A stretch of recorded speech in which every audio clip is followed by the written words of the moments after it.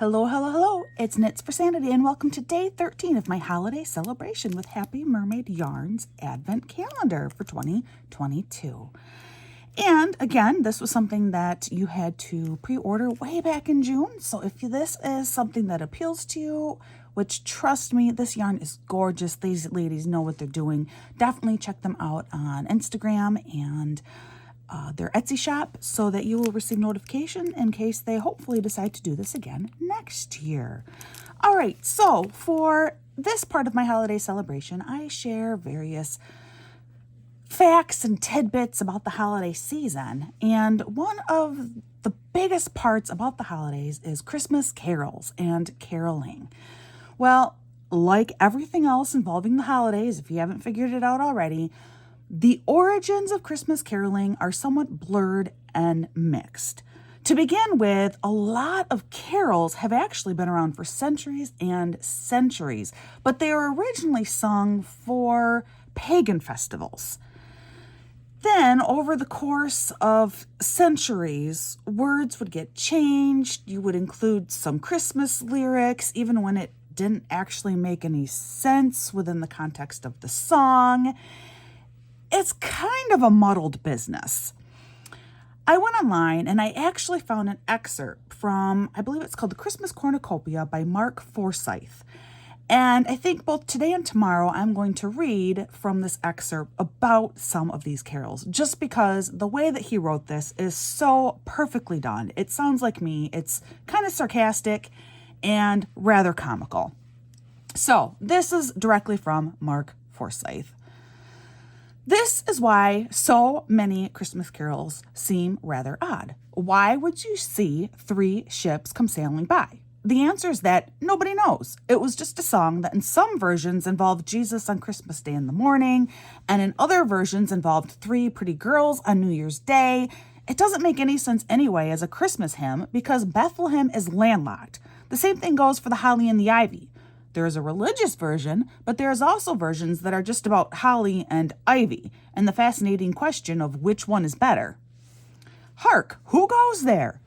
Then, in the 18th and 19th century, folklorists started to collect these folk songs and smarten them up, and people started to write new ones. But even these new ones were a bit incoherent, and the versions changed all the time. For example, the co-founder of Methodism, Charles Wesley, wrote a beautiful carol that began, "Hark how all the welkin rings, glory to the King of Kings, peace on earth and mercy mild, God and sinners reconciled." And that's how the carol went for 20 years, until another preacher called George Whitefield published a new version that went, "Hark the herald, angels sing, glory to the newborn king." Wesley was not in the slightest bit amused by this, probably because the Bible is quite clear that the herald angels who appear to the shepherds say their news. They don't sing it. He wrote that he didn't want to be held accountable either for the nonsense or for the doggerel of other men. But he is. Look in any hymn book and Hark the Herald Angels Sing will be clearly listed words by Wesley, tune by Mendelssohn. Mendelssohn would be even more perplexed and vexed by the whole thing. He died without ever even hearing of the hymn. All he did was to write a song about Gutenberg. It was precisely 400 years since the invention of the printing press, and Mendelssohn knocked out a song about it. However, he realized that once the anniversary had passed, it would probably need some new words, as songs about type aren't that popular. He wrote in a letter that he didn't mind what the new words were written, just so long as they weren't religious. Then he died. And a few years later, somebody noticed that the tune would work very well with Hark the Herald Angels Sing. And that was that. And ever since then, people have been caroling away unaware that they are going against the explicit, written wishes of both the lyricist and the composer. Oh, now you know. All right, so day 13. Tomorrow we're going to come back and talk about another Christmas carol or two. Day 13, though, let's open this one up. I cannot wait to see my color for the day. This is so much fun, guys. Ooh, Ooh, all right.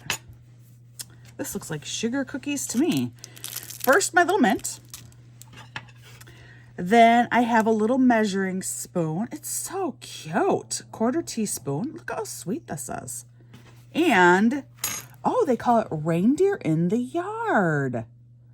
Ooh, very, very pretty. It is, like I said, to me, it kind of looks like sugar cookies, although it is more brown than that. With the sparkle, and again, there was a choice. You could get either the sparkle yarn or just plain yarn, and I chose sparkle.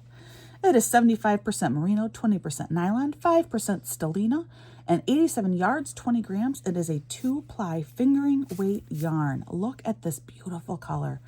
And I've said it before, but truly the camera does not do this justice. This yarn is gorgeous. It's beautiful and soft. The colors are vibrant. It is lovely. All right, so again, all information for Happy Mermaid Yarn will be linked in my notes below. I hope you come back tomorrow for day 14 and to learn a little bit more about the Christmas carols we know and love, but maybe don't actually know that much about. As I always say, please practice kindness, particularly right now during the holiday season. You never know what someone is going through, so just be kind. And I hope that in return you are shown the same kindness. I hope you're having a wonderful day, and I will see you again real soon.